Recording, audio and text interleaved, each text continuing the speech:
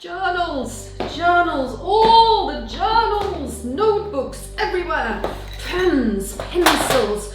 I walk around like I'm okay, but inside I want more journaling equipment. These are, with one exception, the journals I've used. There is one missing. There's a dingbat missing. I lost it when I was in Sweden. That's why it's not in here. So let me go through them. Let me go through them in order. What worked, what didn't work, what I liked about them, what I didn't like about them. We start with my first ever bullet journal. I think I am going to film a flip through of all of my bullet journals, so you will get to see this in much more detail. But this is my first ever bullet journal. I started it in January 2018. That's how long I've been journaling. And this is a Leuchtturm in 1917. What I like about it is that it's a pleasure to write on. The pen really runs very smoothly. What I dislike about it is that it ghosts and it bleeds.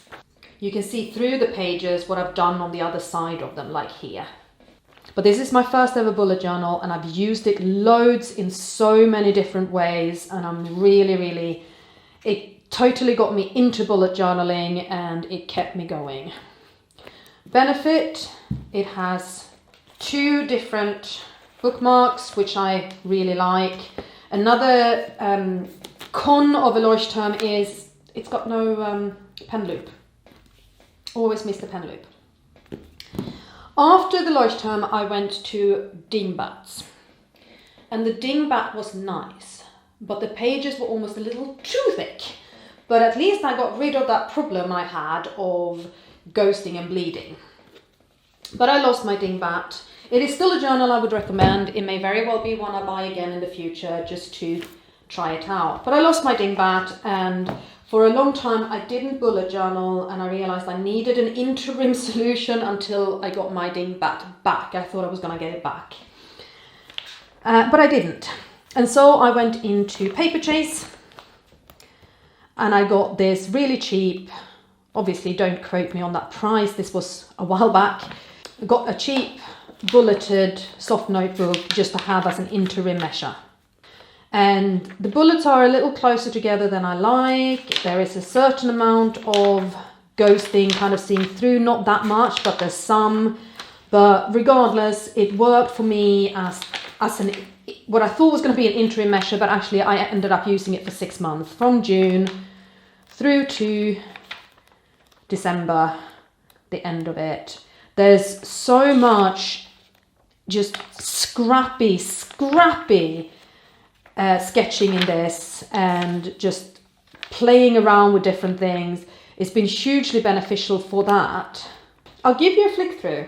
What happens when you're not bothered? Any part of my face bothered? Then, scribbles that matter, and this was my favourite. And I'm talking about it in another vlog, why it's my favourite.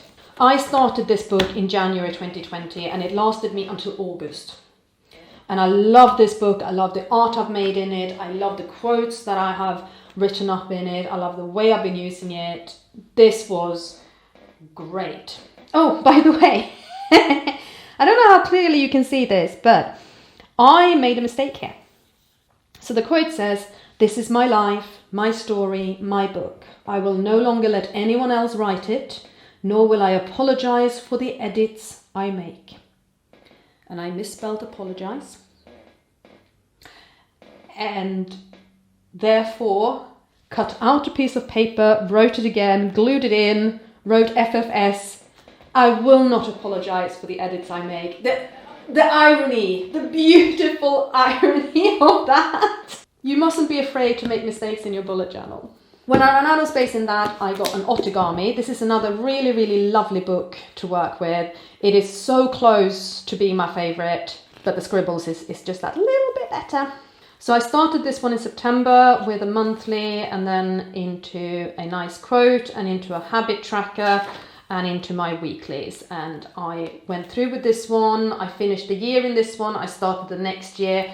I ended this one in April when I went over to the little journal company. I was looking for a new bullet journal. This is a UK company, which I really like. I like buying local, and that's what drew me to them, was the fact that they're UK. It is a nice journal, don't get me wrong, it's a really nice journal. The one and only thing I dislike with this journal is that the bullets are not quite 5mm apart. Just not quite, it bugs me, okay? I want exactly 5mm apart. I want 2 bullets to make exactly 1 centimetre. I don't know why that's so important to me, but it is. But everything else about this journal is really good. It has a pen loop. All right, it's only got 1 bookmark, but hey, it's got a bookmark, right? This particular one, I have done a flip through of. I've actually done a flip through of part of that one as well. I did my 2021 in another video, so you can see it in that vlog. If you live in the UK and you want to buy local, I thoroughly recommend the Little Journal Company. It's nice to work with, it doesn't ghost, it doesn't bleed. Do we call this the Bujo series? I'm a bullet journal addict. Hi, I'm Tova and I'm addicted to Bujos. Confessions of a Bujoholic.